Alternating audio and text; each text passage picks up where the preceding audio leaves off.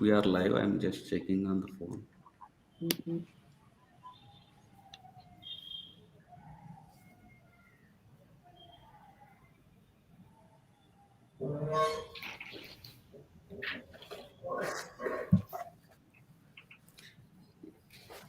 Yes, brother, we are live. I can see it.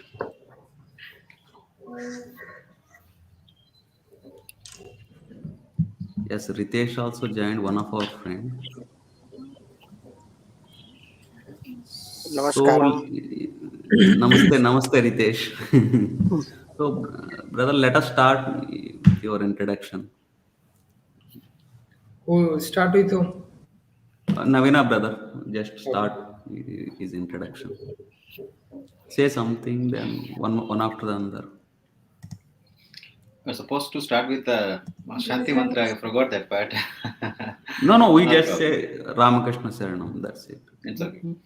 Yes. Om Om Stapakaya cha Aicha dharmasya Dharmasya Sarvadharmaswarupine Avatara Varishthaya Ramakrishna Te Namaha. Om.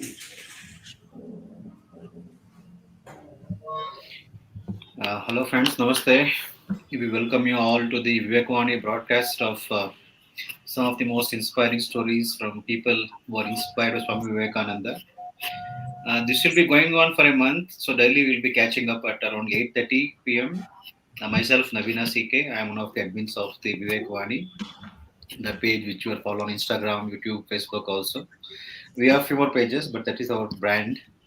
And we have with me Babu A, who is the founder of VivekaVani. Basically, he is the main admin. He is the person who is beyond the phenomenal work that goes behind VivekaVani. And we're also joined by Arkajyoti Dey.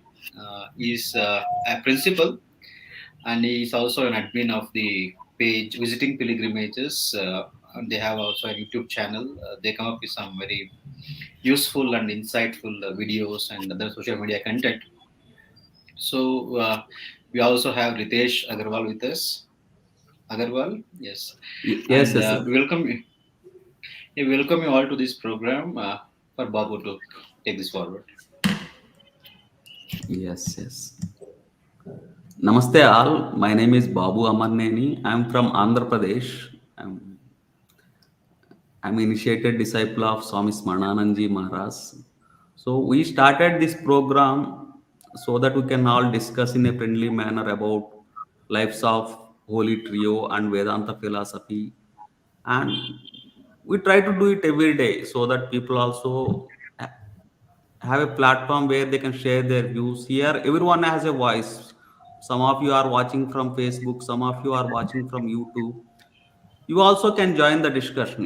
You also can, through your comments, you can share your insights, and most of the time your insights are displayed on the screen, just like the comment we have displayed just now. And all your comments, whatever good comments you are commenting there, all of them are displayed. So in this discussion, everyone has a voice. Everyone has a voice. You can ask questions also, share your insights and everything in a friendly manner. We discuss on different topic. Try to discuss on various topics on every day. So this is with this thought. I personally want to see this kind of a program. Finally, I thought it is better we ourselves take the initiative and do something about it. So I talked to all our friends and they readily agreed. So I'm so happy with this initiative. And that too, we are starting on the Janmatidhi of one of the great disciple of Thakur, that is Swami Premananda. I'm requesting our brother Arkajyoti Dey to introduce himself and talk about the life of, share some of the important incidents from the life of Swami Premananda Maharaj. I request Arkajyoti brother to share his thoughts, introduce himself Jai, and talk about Premananda Maharaj. Jai Sri Ram Krishna. Thank you, Babu. Naveen has already given an introduction of myself. I don't think any further introduction is needed. Today is actually a very punya tithi. Today is the birthday or the birth tithi, Janma tithi of Swami Premanandaji, who happens to be the direct disciple of Sri Ramakrishna. And as far as we know, Sri Ramakrishna used to choose his disciples very selectively, especially the sannyasi disciples.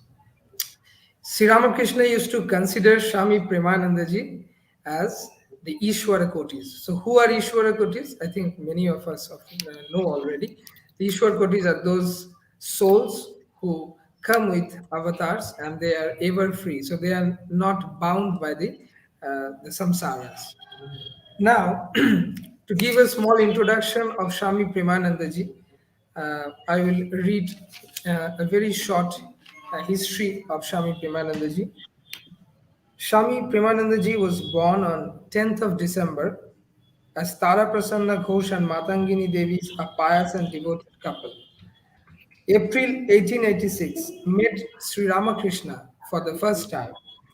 March 1885 came to stay with Sri Ramakrishna at Dakshineshwar permanently as the master needed someone who had totally renounced woman and gold to come and live with him. So even while reading Sri Ramakrishna Deva's life, we have seen number of times that Sri Ramakrishna Dev was very careful. He could not touch any person who is leading a very worldly life. So he was very selective, as I already said, while choosing his disciples. So Swami Premananda ji was by his very bone was very pure, even commented by Sri Ramakrishna from childhood. December 1886 took the vows of renunciation, guided by Shamiji, along with seven other brother disciples at Nagpur on Christmas Eve. So, since this is a December month, Christmas will be coming. We all know on 24th of Eve, Swamiji, along with the brother disciples at Nagpur, in a district called Hukli, there they took the oath of sannyasa and dedicating their life to complete Sri Ramakrishna's mission. And I happened to visit a few days ago to that very place. It's a very holy place, especially very important for spiritual seekers who wants to do sadhana, very peaceful place in a village. January 1887 took final monastic vows with other brother disciples by performing the traditional Viraja Homa in front of the master's picture. Then 1887, 1840, 1898 passed his days in wandering and austerity, traveled extensively across India. 1898 onwards, because the official manager of the Belur Mutt, on Swamiji's instructions, served the devotees of Thakur as Thakur himself, also trained the monks and young initiates. 30th July 1918, passed away at Kolkata. His last wish was, remember, let there be no negligence towards the devotees. So he was very careful while considering his devotees, and he was often called the mother of Mutt because he was so loving towards the new brahmacharis who used to join at the Mutt. Again, he was a strict administrator at the same time.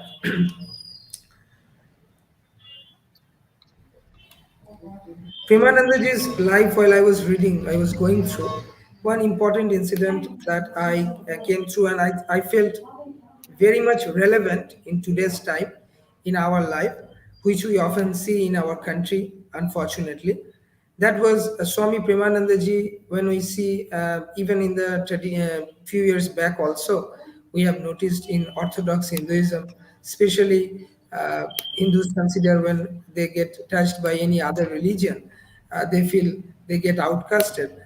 But Premanandaji was not of that stature. Premanandaji always loved and he did not like any kind of orthodoxy like that.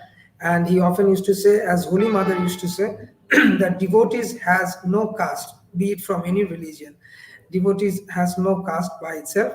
And Premanandaji followed that and he removed all sorts of superstition that have unfortunately got into our religion very nicely, and he always emphasized the importance of leading a pure life. One reading I want to read, I think it's very much relevant. A Swami of the order who was closely associated with Swami Premananda for some time as a young brahmachari remembers him thus. The marble floor in the temple of Vishwanath at Varanasi is always wet with water. I used to walk behind Shami Premananda and touch to my heart the muddy marks left by his footprints.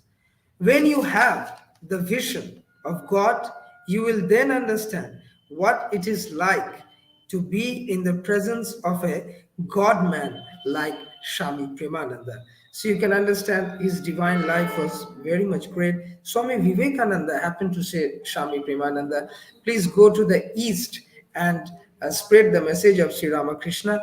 And east means today what we call as the East Bengal or some part of Bangladesh, whatever. And Shami Premanandaji happened to go there, and he has a great impact. Just I was hearing before this lecture when Maharaj was commenting from the reminiscences that we got from Shami Premanandaji's life, is that somebody compared him with even Mahatma Gandhi. At that time, Mahatma Gandhi was very much popular, but he says the impact that Shami Premananda had on the devotees, so many devotees gathered. He said, just when he used to lecture, the attraction was so much that even when I have seen people gathering before Gandhiji, it was much more while seeing Premanandaji. So you can understand the impact of a spiritual soul, a spiritual giant. It will be better to say what was Shami Premanandaji, and that is very much uh, possible, and that's very much simple because he happens to be the disciple of Sri Ramakrishna, who was an avatar of this age. So certainly that is special. That reminds us of the disciples of Christ as well, who are put to various tests and who have led such a pure lives. These are the small things, and I think from my personal experience, one Bengali book is there, Premik Purush Premananda, and small PDFs are there in English, like Reminiscence of Shami Premanandaji. Who wants to learn more about Shami Premanandaji can read these books, especially helpful for our sadhana, for our spiritual process. And that's all I think I can comment on Shami Premanandaji, whatever things that come to my mind. As a friend, also Shami Premanandaji was very loving. So whenever we face any tough time, I think I was very much impressed by actually that Bengali book Premik Purush Premananda, where I found a different dimension of a monk, especially the loving nature. I think Sri Ramakrishna also have narrated number of times the loving nature of Premananda, and the word Premananda itself, the word Prema, describes love, pure love, as we say in our Shastras. Thank you.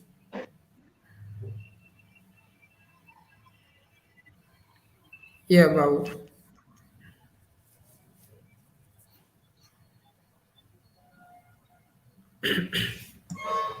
Thank you, Arkajyoti, for sharing some of your thoughts on important life incidents of Swami Premananda. Now I want to introduce Balaji Rajamani, who is the admin of Swami Vivekananda, the inspirational leader Facebook page. Namaste, everyone. His life itself gave me so much inspiration because when I was introduced to Swami Vivekananda, at that time there was nothing on Facebook. I was active on Facebook. I searched for Swami Vivekananda's quotations because I was a beginner at that time. I couldn't read any books, but I was interested in collecting quotations with Swami Vivekananda quotes or something. So that was the only page available at that time, 2014, around that time. So I start to collect images from there and start reading all the collections and take some printouts and put it in my house. So, and he has been doing this for the last 12 years continuously, every day, minimum 4 or 5 posts he has been posting. And I have never seen such a work. It's as if he dedicated his whole life to this only without any selfish motives. He has been doing so consistently, so regularly.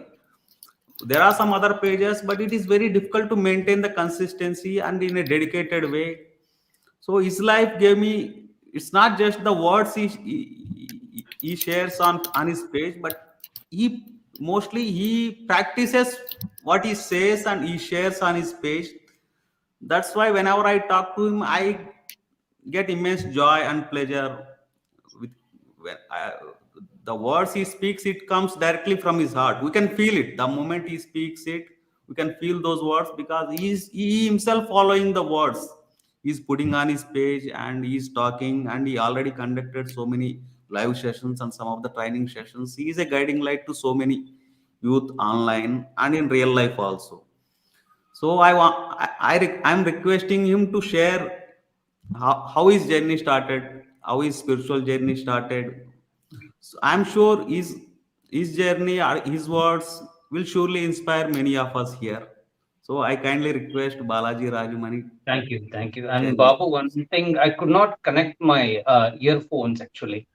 No matter how much I try, the earphones are not working here. So even if I Yes, select mic, it's not coming. It's only coming through speakers. yes. So Now fine. Your audio is completely fine.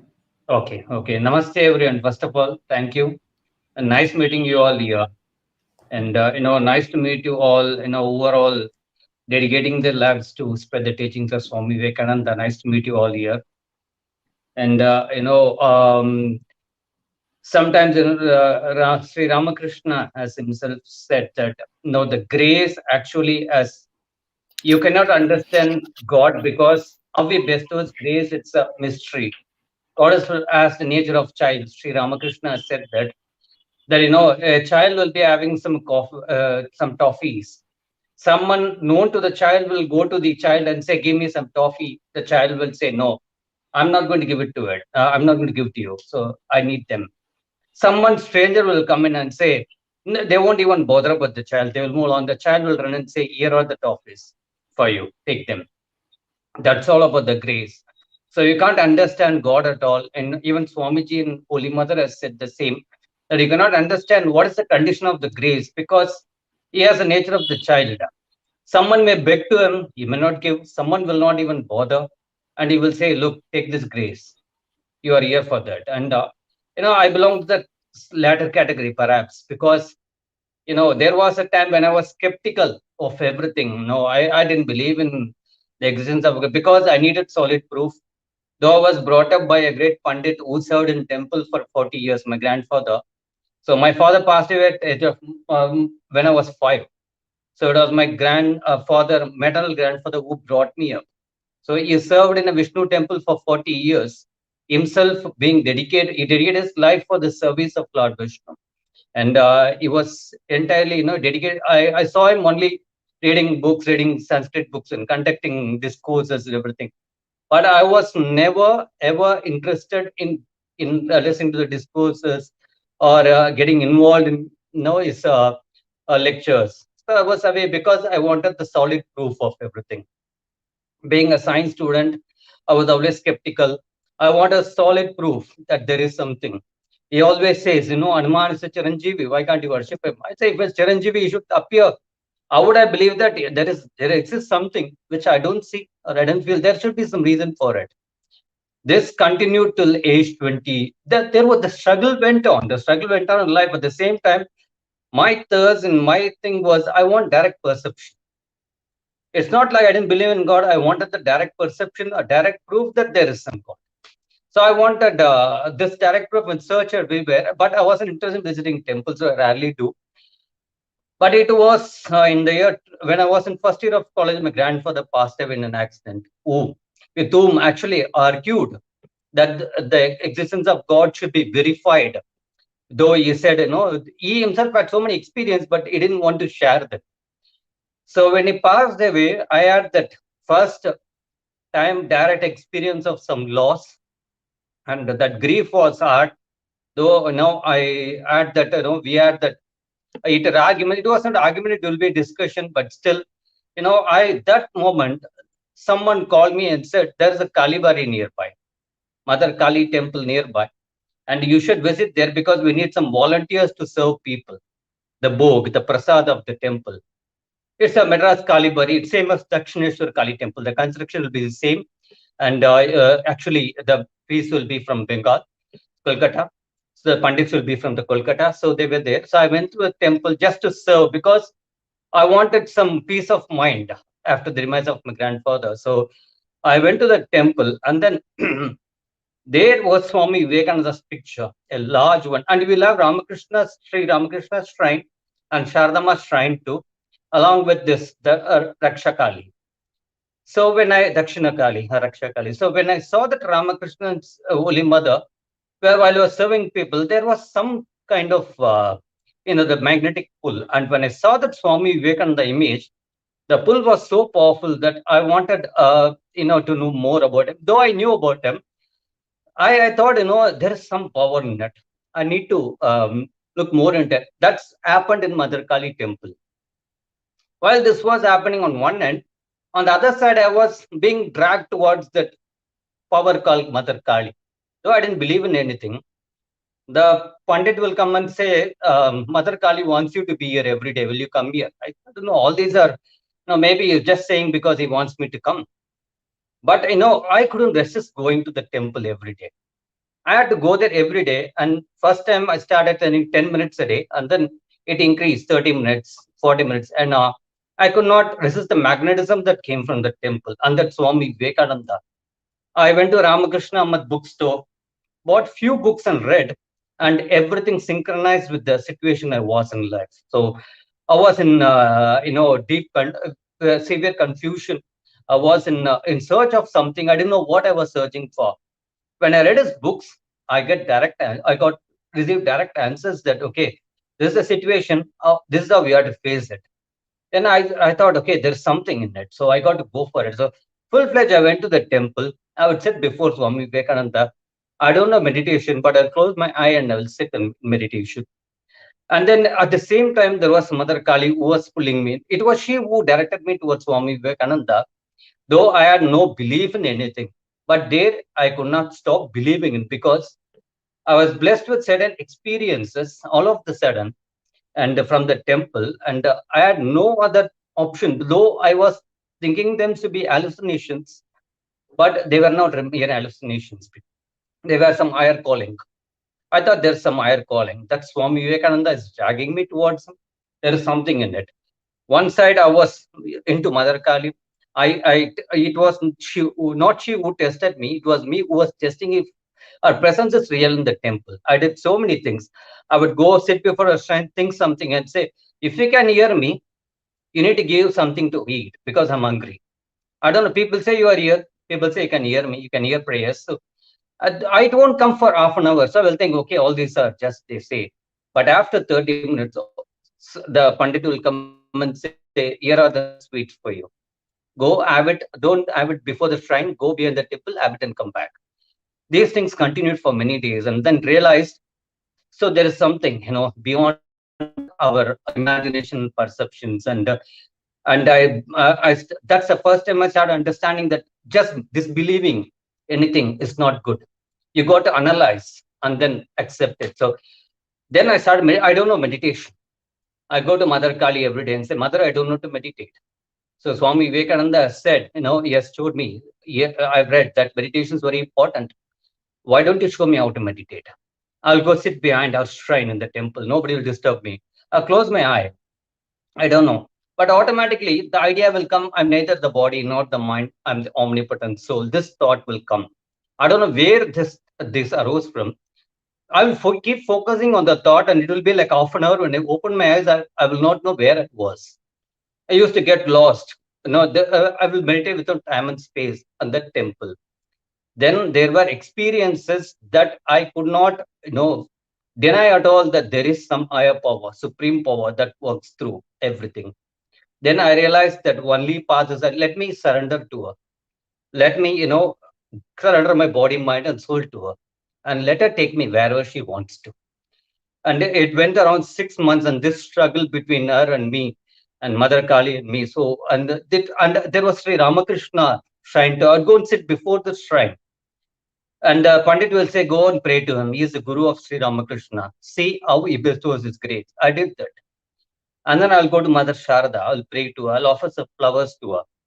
Yes, definitely. There were something, I had solid proof that they all exist. When you are deep in your prayer, when you're pure, when you have that earning, you can even feel their presence. Not only their presence, the presence of the supreme power. You can call Mother Kali, Krishna, whoever it is. So I had the direct experience. Until I had the direct experience, I was skeptical. I was not at all having any belief. This direct experience showed me that there is something So then I decided, okay, this is what I'm going to go for. Then I got visa to go abroad. I went to UK. I stayed there 4 years, but those 4 years, I literally lost all my ideas because maybe that atmosphere, that environment, made me. I couldn't focus more on bhakti. I couldn't focus on more on things. But I came back here, and then happened the real, turnaround. I was sick. I suddenly felt sick. It was bedridden illness for 2 years.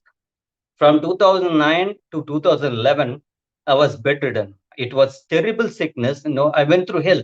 Swamiji used to say, you can't come to, you have to come to through hell, heaven through hell. So I went through that hell phase. It was like I was totally bedridden. I was unable to even get up from my bed. It was my mother who was taking care of me, and none was there.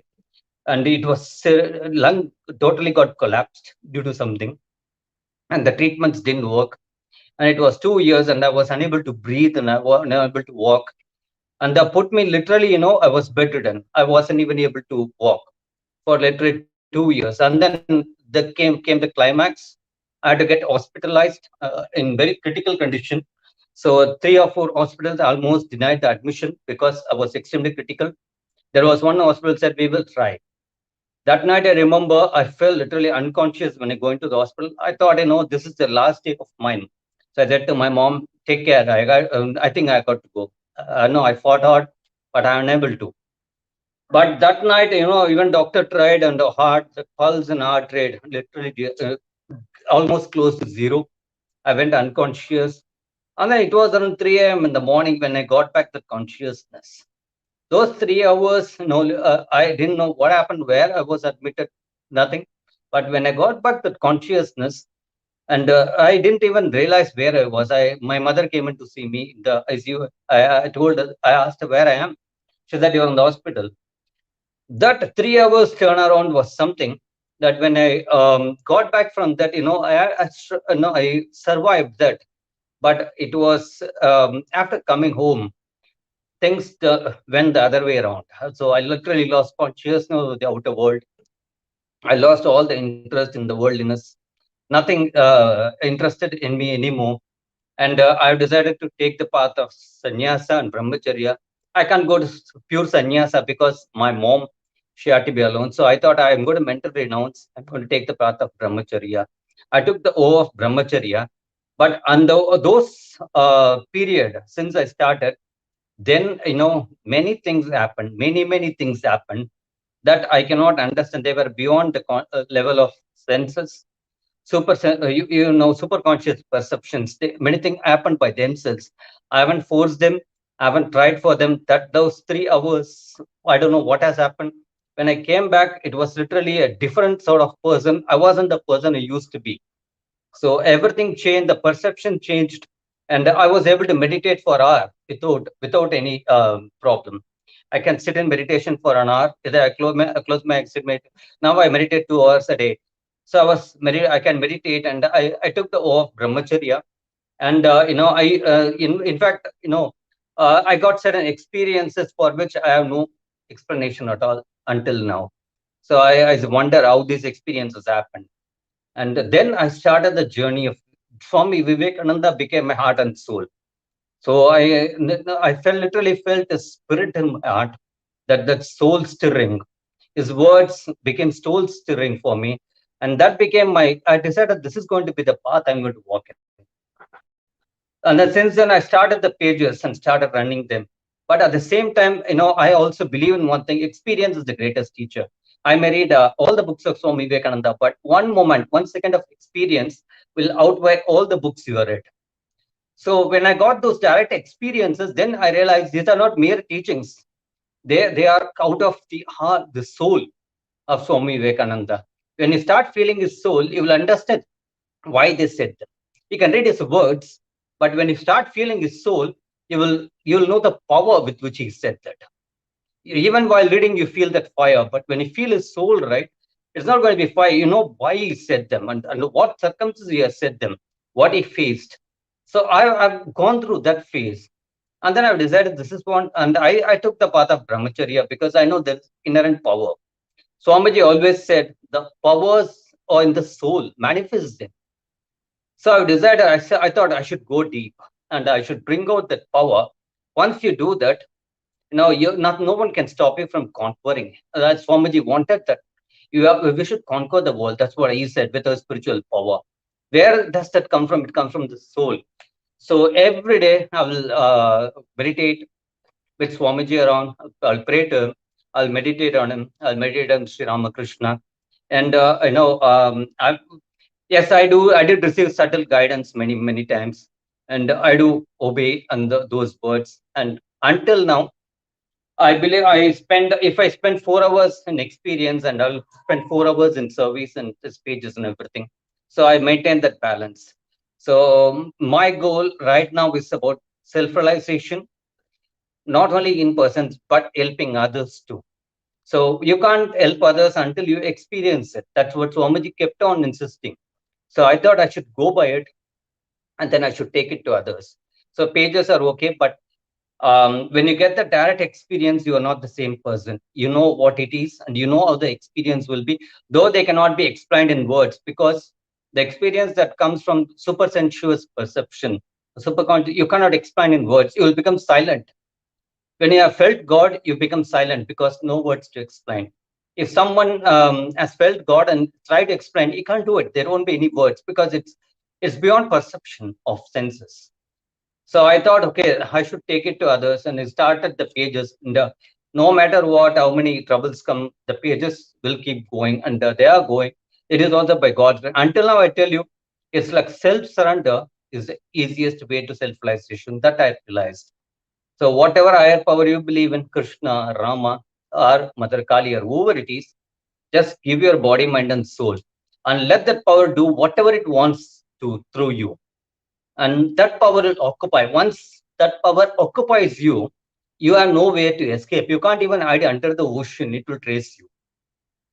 So, and you need not worry about meditation. You need not worry about brahmacharya. That power will make you to do it. Even if you don't have time for meditation or it's hard for you, that power will make you to do it. If brahmacharya is hard, the power will make you easy for you. So self-surrender is the easiest way, where you give your body, mind, and soul and say that power, now I'm yours, I'm thine, thy will be done. So gradually you will feel that power occupying your body, mind, and soul. There won't any impulse that comes from your mind. It will come from your soul. So there won't be anything that you do for yourself. You'll forget the self completely, and all the selfless actions will come through you. And you won't own the results of actions. You sometimes you won't be conscious of what body is doing. It will keep doing something, and you won't be even conscious of it. That means the higher power is making you do it. So I realized that that's the past. When I surrendered to the higher power called Kali, initially I didn't believe in anything but that Kali that occupied me and that dragged me towards her. I tried to run away, and I wasn't able to. She caught me, and then I realized how Swamiji, how true he was. He said, that soul has that infinite capacity, infinite power in it. The more you bring it out of purity and silence, the more it is going to manifest through you. That power is nothing, the soul is nothing but God himself, right? So when you surrender to your soul, that God is going to work through you. Then there's nothing. So you neither take blame nor take praise. Either you are winning nor losing. All are given to God. Win or lose, praise or blame, God is going to take it. Your body will keep working. You won't be conscious of what it is doing. And that's what I, in the end, reached. Right now, I'm going through that path. I have no plan for future because after surrendering, I don't have the right to plan. She knows what to do, and let her take me wherever she wants to take me. If she wants me to make anything out of me, she will do it, and it's her will right now. So thy will be done is my goal. Even myself to her. If any pages, as Babu says, if I'm doing any pages, right, definitely it's not me doing it. The impulse and the work comes through her. She is posting them, she is doing them. And another power is Swami Vivekananda. I can, whenever I'm in doubt or whenever I get some struggles, I close my eyes and Swamiji, please, I need your help, assistance. I'm receiving it.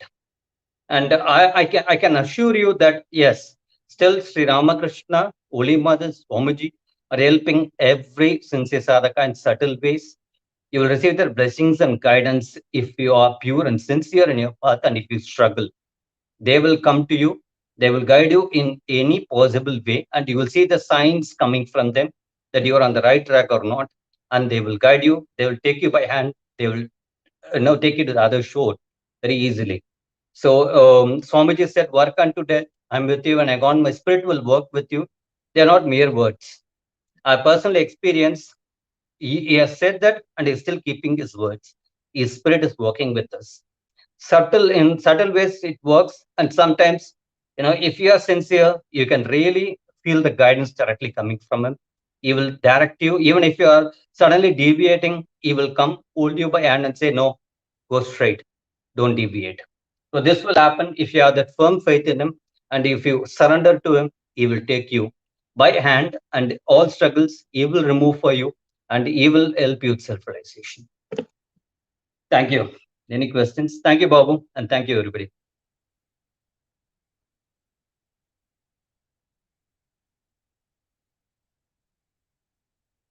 Unable to hear. I personally have one question for you. That Yes, please. what is the secret of your consistency? This is the one thing everyone struggles with. Like, we try to do one thing, but it's consistency in any matter. We are unable to do it anything for such a long period of time. But you stick to, you thought this is The the only path. secret is this. I can't say any other secret than her. This is the only secret I have. I can't say anything else. Yes, yes. And pertaining to that, there is one significant question I want everyone's views, particularly from Sachin Thakkar Dada, he knows. This is the question I'm requesting everyone to answer this. We ourselves have faced it, similar problem in our, at least in the childhood, that we are told that God will give solutions, we have to pray to God, but we sometimes experience that we are not getting any answers. We feel that, at least in our early days, and we stop praying to God. And those things happen in our lives. So, how to face this kind of a situation? Here is what I'm I said about requesting. self. Here is what I Yes, said yes, about self. Self-surrender is not when I pray to God and He will give me what I prayed for. Self-surrender yes, is I prayed to God, but He knows what to give me. If He is going to give me what I prayed for, it's good for me. If He is not going to give me, it is also good for me. There is some reason for it. So self-surrender is accepting what gives you, not expecting God to give you what you pray for. And in fact, in self-surrender, there's no prayer at all. God, I need you. I love you. And I'm here. Take me for your work. This is self-surrender. I love you. That's it. You don't pray for anything. You don't pray for anything. He knows what to give you. So when you pray, that means, he has something to ask for. Even if it's like Swamiji said, pray for knowledge and light. That you can pray for. But how to take it to knowledge and light, and that God should decide. You should not say, God, I need this. And if you don't answer, you should not be angry, because love should be selfless. You are going to love God because God is love. Why should you ask something? A mother knows what to give her child, right? A child cries, the mother knows this child is now hungry. I'm going to feed the child. So then asking, mother, I need something, say, mother, I love you. Give me whatever you think I deserve. Because I love you. I won't demand anything from you. I won't ask anything to you. You know what to give your child. Then see. Whatever God gives you, accept it. Whatever God doesn't give you, accept it, because it's the reason for it. Isn't that the self-surrender? Self-surrender is not demanding anything. You're not going to demand to God, I will need this. You have to give me. I love you. That's it. These are the words you're going to tell God, I love you. And you give me anything you wish for. I know all I do is I love you. Whatever you do, I'm going to love you. That's it. And see, that is called selfless love. That love attracts God. Then you are having a prayer. Don't pray anything. Just say, I love you. And see, this selfless love attracts God towards you. Then asking anything, He knows how to take care of you. God is your mother or father. Your parents know how to take care of you. Parents know what you need. Even if your parents are putting you into trouble, see, you are learning to ride a bicycle, right? You had to fall down. I know you had to slip. You had to fall down for 4 or 5 times. If your parents are always holding on to the bicycle, if you don't fall down, you will not learn. You got to fall down. Even a child, baby starts walking, sometimes the baby slip and fall down, but the parents will enjoy that, because the baby is struggling to walk, baby is attempting to walk. So even in this process, When you go through the sadhana, when you are slipping, when you are falling, when you are making mistakes, God is not going to punish you. He's not going to judge you. He's going to say, well done. You are still struggling. Go on. Try again. Try again. That's what he will say. If you are taking a practice of meditation, you're doing for a week and then becomes, you struggle. And then what if you not think, see, I'm struggling, God is not helping, I'm going to quit. Then you say, okay, I'm struggling, I'll take 2 days break and then I will start again. I'm going to fight back again. God loves such an attitude. Don't quit because it's hard and you think God let you down. Wait for 2 days and say, God, I'm going to struggle hard again. Please bless me. And then go for it. Again, you may fail in a week. Don't worry. Again, take a day's break and then struggle. He loves those who struggles. God loves those who maintain the struggle. Not, he knows everyone is not going to be perfect in our day, or even if it's brahmacharya meditation, you have to fail a few times. You have to struggle, and then the struggle will be maintained. When God bestows His grace, when the struggle is maintained, He sees your intentions. Are you serious, or are you joking? So if you're serious, right, no matter how many times you fail, you're not going to give up. You're going to get up and fight again. It's brahmacharya, meditation, whatever process it is, you'll fight again. But if you're not serious about it, right, you will quit. You will say, okay, this is not for me. It's hard. I'm going to quit. So God doesn't like those who quit. Doesn't like means He's not going to bother about those who quit. But those who struggle amidst failures, He loves them so much. And then you will see His grace coming through somewhere. Really, this path is going to be extremely hard because one side you're going towards God, the Maya will push you with multiple force. It is not going to let you to go towards God. It will say, how dare you go towards God? You take this temptation, take this problem, and just quit trying. Most people will succumb to temptations, and most people will succumb to that struggles. But those persevere, I will drink the ocean, says the persevering soul, Swamiji said. So such a persevering soul is not going to give up. He may for a moment be tricked by Maya. Next man will say, I know you're Maya. I'm not going to get tricked by you. God is my goal. I will go through it. Again, he will fight. If you maintain the struggle, God will bestow His grace. He only sees how much struggle you maintain, how hard you maintain the struggle. I've personally experienced that. Initially, meditation was extremely hard. I wasn't able to keep brahmacharya, was extremely hard. But I maintained the struggle. I'll tell Divine Mother, today it was hard, Mother, but I'm not give up. I still will keep persevering. So I kept persevering. In fact, in meditation, I've literally failed around 100 times initially. I couldn't do. It was very hard. But I kept persevering. I didn't give up. Every time, it was Swamiji who gave me the courage to persevere. He gave me that spirit to persevere, because he talks about purity, patience, perseverance everywhere. These are the words he used. So that perseverance word has conquered my mind. So I kept persevering. And if you keep that perseverance in you, if you bring that purity will bring the mind to your control. And the perseverance will always conquer. There will come a time when the mind has to give you up. So it can't fight more than that. Again, it will bring you some disturbances, but never give up. This is the thing in spiritual journey, in life journey too. Don't ever give up. No matter how hard it seems to be, no matter how many times you fail, fight again. The more you fight again, the more you'll get support from even the ascended masters. Even Sri Ramakrishna, Holy Mother, Swamiji will come to your help. When you are struggling, they all will surround you with their light. They all will protect you. They all will surround you. And the power, supreme power will be with you. Yes, Maya is powerful, but God is more powerful. Who created this Maya? It came out of God, right? So God is more powerful. We should have that courage. We should have that faith. Swamiji said that faith is the first thing. We should believe that, okay, no matter what happens, I'm going to persevere. At the end of the day, I'm going to die, but it's okay. Let me die fighting. This should be the goal. The more you keep that fight, right, that persevering spirit in you, then God will surely answer your prayer. He will help you to move forward. Got it? Got it. Thank you so much, brother. I want to say one story. It's a real story from the life of Swami Vivekananda. After that, others will share their thoughts. Once in Swami Vivekananda's life, every day used to go to Ramakrishna Paramahamsa Day. Once he stopped talking, Sri Ramakrishna speaking to everyone, but he is not saying a single word to Vivekananda. Even in front of him, he is not saying a single word. That happened continuously for 2 or 3 months. But every day Swami Vivekananda is coming. He is coming and sitting in front of him, standing in front of him. But Sri Ramakrishna not uttered a single word. That every day he is coming. But generally what we do, we go 10 days and we say, he is not talking, we stop going. But he is going. Finally, after 3 months, Sri Ramakrishna asked Vivekananda, hey Narayan, why are you coming? I am not even talking to you. Why are you coming? It doesn't matter, Thakur, whether you love me or not, but I love you. That's why I am coming. True. So that was his answer.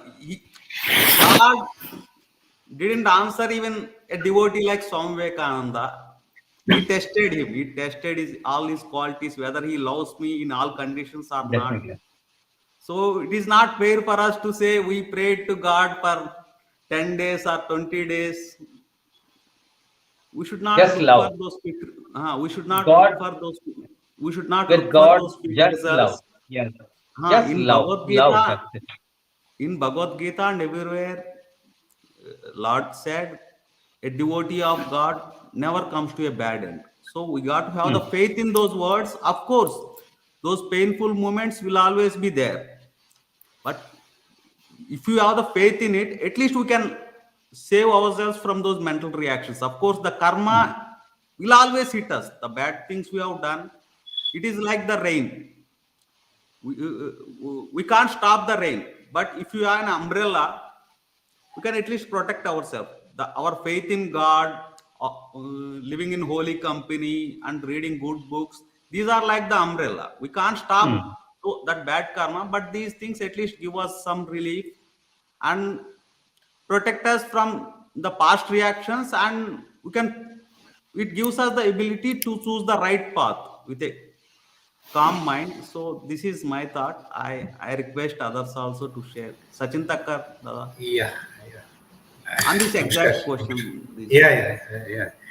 In fact, Balaji mentioned very aptly that faith and self-surrender are the two key words actually. Okay, those are the words which we should be rallying around, which we should be practicing. Okay, because it doesn't come very easily. Faith may even come. Self-surrender, it is very difficult to have that in our mind. Self-surrender. Why? Because as we grow up, as we become knowledgeable, as we become educated, the thoughts are that why should I surrender to someone, especially someone whom I have not seen. Okay, so self-surrendering I mean, the most difficult item to do, especially the kind of education that we have had in our life, where we are always asked to stand on our own legs, be independent, etc. Right now, my key question to all of you would be that just think: did we decide, if we were so self-controlling, we decided our future, etc. Did we decide which parents to be born with? We were born to Mr. and Mrs. XYZ. Why were we not born to Mr. ABC? Is there any explanation there? When people leave this world, okay, do we decide when are we going to leave this world? We do not have control on these things, right? When the start and when the end, we do not have any control in. Okay, why not try this out? Person who is mentioning that I pray with self-surrender. Pray for, as Balaji mentioned, pray for light, wisdom, and knowledge, and not for certain self-gratifying items that you may require. Okay. Yes, everybody has a lot of needs in their life, and the immediate thing comes to our mind that let us go to God. He is going to provide us with everything. In fact, He is going to provide. If your prayers are not answered, you will see in the long run that was good for you. After 10, 15 years, 20 years, you will actually, if you look at your life, you will see that, oh, I prayed for that. I longed for that thing, but I never got it. I cried for that also. Okay.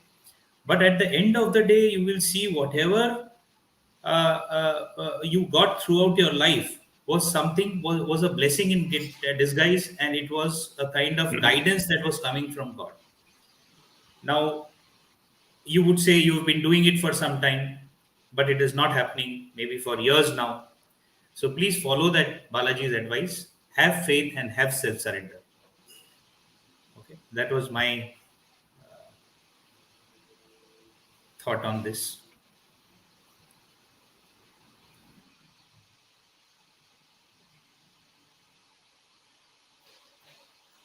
Yeah, I think it has to be seen from two perspectives. Because you specifically asked me what Swamiji says about it. I remember one quote of Swamiji. He says, "You have prayed to millions of gods. Has misery ceased?" Swamiji asked this question to us. "You have prayed to gods. Has misery ceased?" No. Then he continues to say, this bending your knees before superstition is not going to help you. So there are two things you have to be very clear about. What Balaji and Sachin Thakkar told, it mostly applies to people who have firm faith in God. Unless you have firm faith in God, surrender and all these prayers are not for you. That's my knowledge. As I understand from Vivekananda, he very clearly says this. And if you take the Advaitic perspective of the same thing, what Swamiji says, I pray to God I pray to so many gods, he says. Then he says, finally, I found that I was helped, he says, Swamiji says. And I found that the help came from within myself.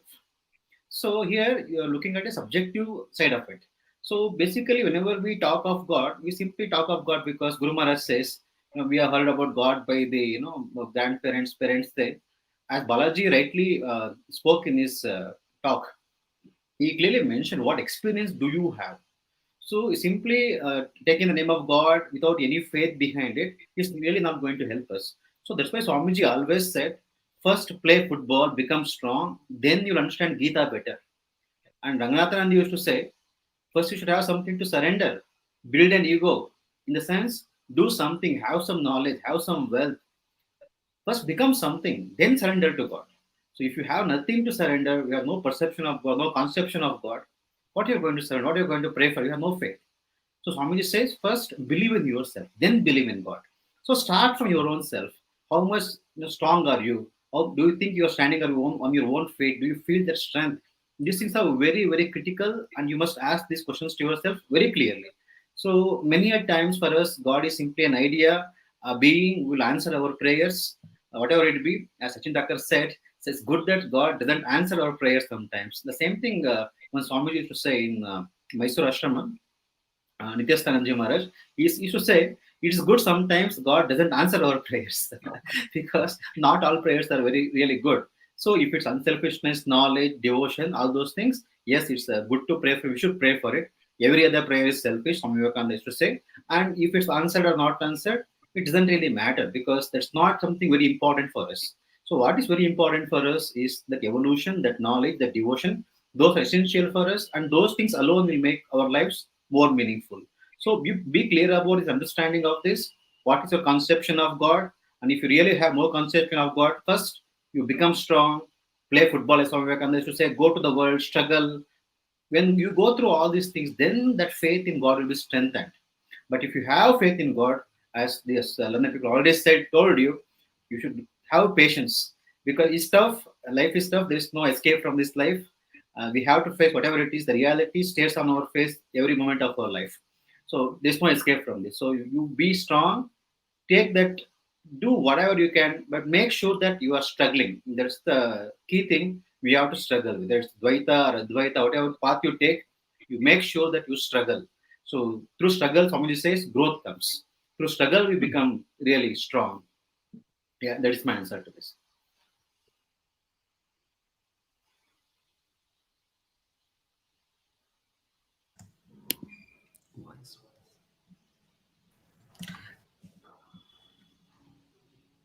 One question, but I am thinking to divide this question into two layers. I think there are two layers to this question. When we face life, there are challenges to the outside world.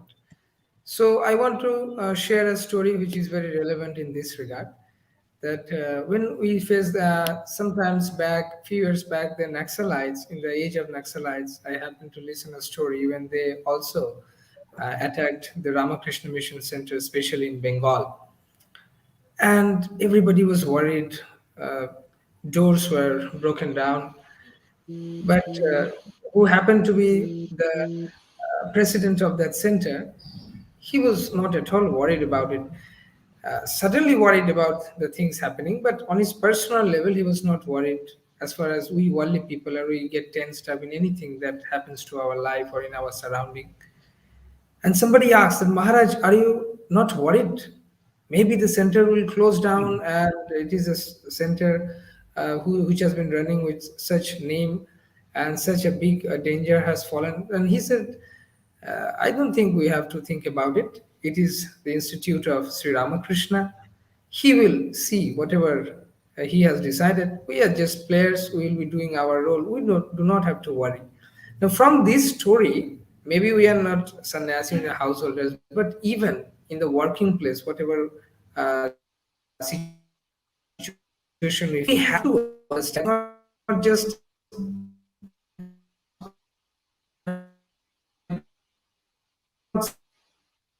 Shami Sarvapan, you often mentions in his lectures.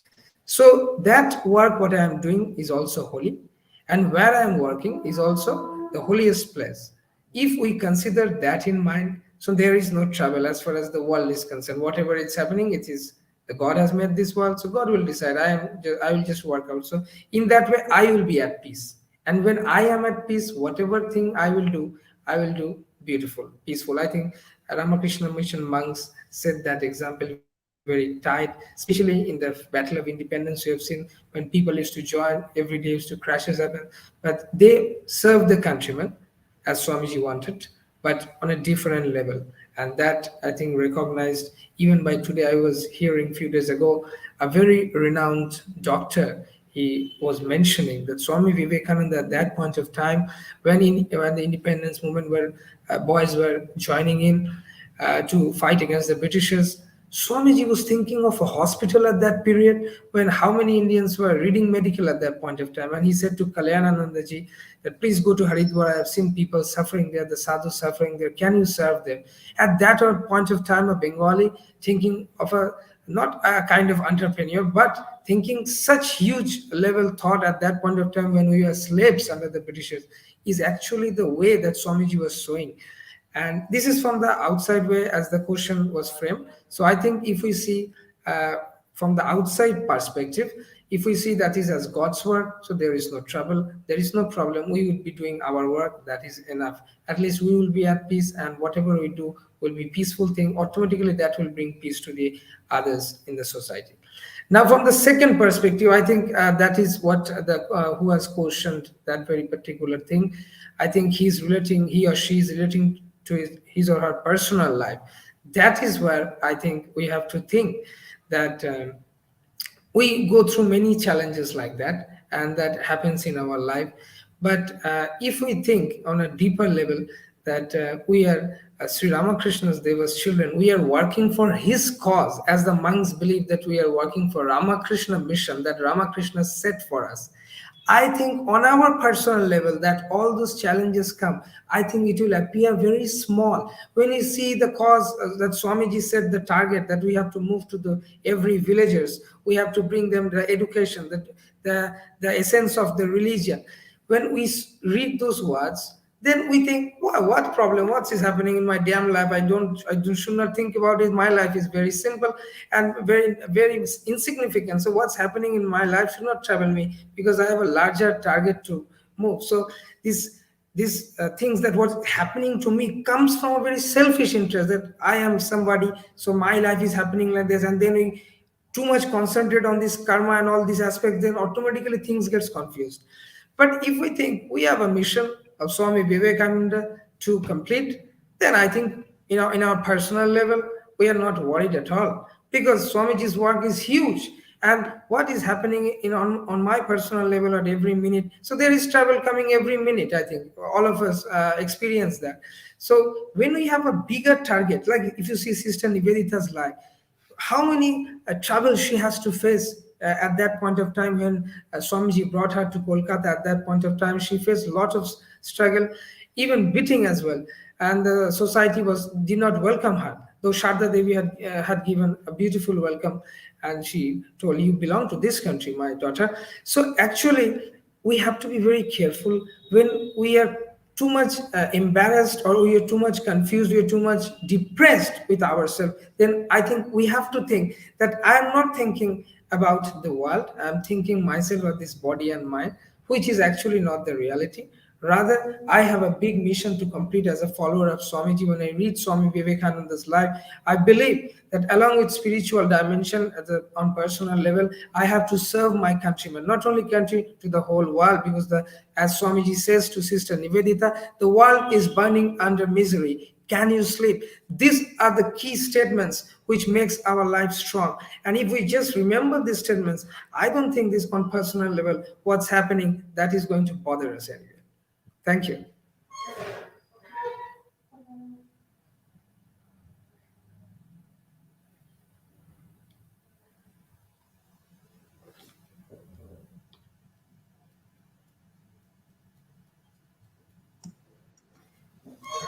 If anyone wants to add any points, Ritesh, Anant, or anyone. Yeah, So, like I was just read like a small quote which I think I posted in the comments as well. I was just yes, yes, reading one thing. So yes. from complete works, like Swamiji is saying, by constant repetition of syllable Om and by meditating on its meaning, everything can be obtained. All sins are washed away by uttering the name of the Lord. He gets all who resigns himself to the will of God. Yes, these words of Shastras and sages are no doubt true. But do you see thousands of us, our whole life meditating on Om and are getting ecstatic in devotion in the name of Lord and are crying, "Thy will be done. I am fully resigned to thee." And what are they actually getting in return? Absolutely nothing. How do you account for this? The reason lies here, and it must be fully understood. Whose meditation is really effective? Who can really resign himself to the will of God? Who can utter with power irresistible, like that of a thunderbolt, the name of the Lord? It is he who has earned Chit Shuddhi, that is, whose mind has been purified by work, or in other words, who is dharmic. So, like basically, like I think what Naveena was saying, like first we need to like our what should I say, before going Godwards, we need to first like get our lives into correct place, and then like if this thing automatically will come. I think if we are mumukshu, like it will automatically come. And of course, like I think like prayer will not help here. Like prayer, like we are selfish, that's why we are praying, but we don't want God actually. Like if we want to realize God, there is no prayer involved there, at least not for the personal selfish motives. Yeah. Yes. Thanks, Anand, for sharing your thoughts. And tomorrow also we will be having discussion. Tomorrow we'll invite viewers also.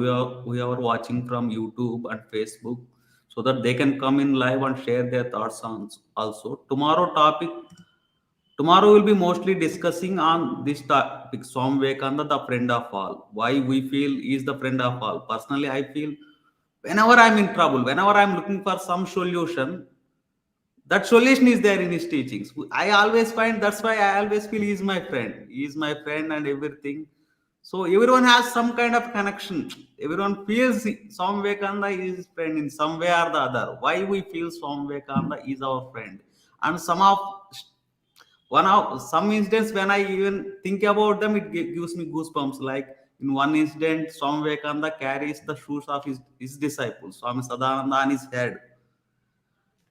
When I read that, I started crying literally. Here is a monk, world conquering monk. He is carrying the shoes of his disciple on his head. We are so worried about our egos and our name and fame and all these things. Here, those incidents, that that that when I read that, I thought, "Arey, it's not just his words. He is living his life. He is one with all the beings. His whole being He is merged with everything. He is feeling the suffering of everything. He is loving everyone. I can see in the, so that's why everyone has some kind of personal connection with Swami Vivekananda, and they feel he is my friend, my Lord, and everything. So on this topic tomorrow, everyone will share. It's not just one person saying. Everyone will share why I feel he is my friend. I share Sachin Thakkar Dada and everyone, Naveena brother, and we give the link on YouTube and Facebook also, so that viewers also can come and share why they feel Swami Vivekananda is their friend. Tomorrow, totally dedicated to this topic. We'll have discussion on this tomorrow. So we are only focusing on to keep it simple. So we all share our thoughts in a friendly, simple manner. We are not professionals. None of us here are not professionals. We are not here to teach anyone. To teach, we have Swami Sarvapriyananda, the greatest monk when it comes to Vedanta philosophy. We ourselves, most of us, listen to his lectures and take notes, and we are only speaking some of the things we learned from Swami Sarvapriyananda and the literature we read from Ramakrishna order. So we just discuss in a friendly manner whatever insight we have when someone is saying something. At that time, we get some thoughts. We are reminded of some incident or something. We just share it in a friendly manner. So it's a friendly discussion. Tomorrow we will be sharing the joining link in YouTube and Facebook. I request everyone to join and participate in the live show. Tomorrow is fully dedicated to this one topic only, Swami Vivekananda, the friend of all. From the beginning, we all share why we feel Swami Vivekananda is my friend. Similarly, everyone will share.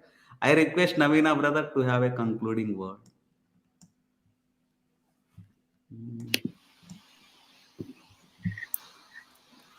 In what Babu said, he has shown us that he is the social media friend of us all. So he has been really sharing some of the most useful and insightful and enriching wisdom from Sarapi Anandji Maharaj and Divyananda Prana Mataji. Basically, I think Sarapriyananji's popularity and also Divyananda Mataji's popularity has definitely something to do with VivekaVani channel also. Of course, they have their own brilliance and all, but even then, to bring those snippets into the social media and to make it so popular and widespread, a lot of credit should go to Babu Amaraneni. And thanks a lot for inviting me today for these programs. It was really wonderful to hear from Balaji. Balaji, I heard you first time. I think previously when we spoke, and it was really inspiring to me because I also go through a kind of literature. Of course, we all do, but the depth in which you feel it and the connection you have established with the Supreme, and also with Swamiji's advice, and you feel his presence, as he himself has said. He's a voice without a form, and even if he dies, his spirit will continue to inspire us. It's literally true. And if we go to his speech in Chicago, the paper on Hinduism, there he mentions a point: what happens to a person who becomes perfect, who realizes his supreme nature? What happens to him? That's the question I asked. Then Swamiji actually answers that he becomes one with the infinite. So when you say he becomes one with the infinite, he continues to live. So Swamiji, of course, he was a realized saint. He definitely is amongst us. He's guiding us. It's the experience of many, many, many people. Of course, different walks of life, in sports, in politics, in spirituality, of course, in war also. So we see that Swamiji's influence is working, and it was so nice to hear from you. Your wonderful experience, your life experience, very touching, and really, I was very deeply touched by your talk. My pleasure. Wish to hear Thank you. more. I wish to hear more from you. And friends, today we had an extraordinary, insightful talk by Balaji. I think we have a recording of that. Babu will be sharing it on the YouTube. So if you have missed some part of it, I kindly request you to go to it, because you see, one thing you should know always: only there are few instances where we are brought into the question of our own existence. It happens when we come in touch with the spiritual people, a discussion, the thought stirring. Otherwise, we are wasting away our life in so many meaningless pursuits. When we talk of Swami Vivekananda, when we talk of spiritual evolution, we are addressing the very primary root of evolution, and that is so close to everyone's heart. So I request you to kindly make use of these wonderful sessions. You're going to learn a lot from this, and we'll be having some monks also joining us in the coming days. So I'm sure you will be much benefited by all those interactions. So, and also thanks for Babu, Arkade, Sachin Thakkar ji. Then we have Hitesh, and also uh, Anand. So all your insight. Actually, I really like the question also. I like the question. Somebody posted the question asking, we pray to God and the questions are not answered. It's actually a very, very important question. Most of us have this question, and the answer also can be diverse. And Swamiji has rightly said that first you have to become strong, be serious about life, do something. Then whatever prayer we send out will have its meaning. And always, if you are surrendered to God, there's nothing to ask basically. So this question wouldn't arise at all. So the question arises when we don't have that surrender. Then what we have to do? We have to struggle, fight, then come to a point where we can surrender. Then where we can really reach out to God. So with these concluding remarks, we'll end today's session. So we'll be back tomorrow at 8:30 p.m. So the links will be shared on YouTube and Facebook. So we look forward to welcome you all tomorrow again. So thanks a lot for being with us today. So may Lord bless us all. Om Om Shanti Shanti Shanti, Om Shanti. Shanti. Shanti, Shanti. Hari Om Tat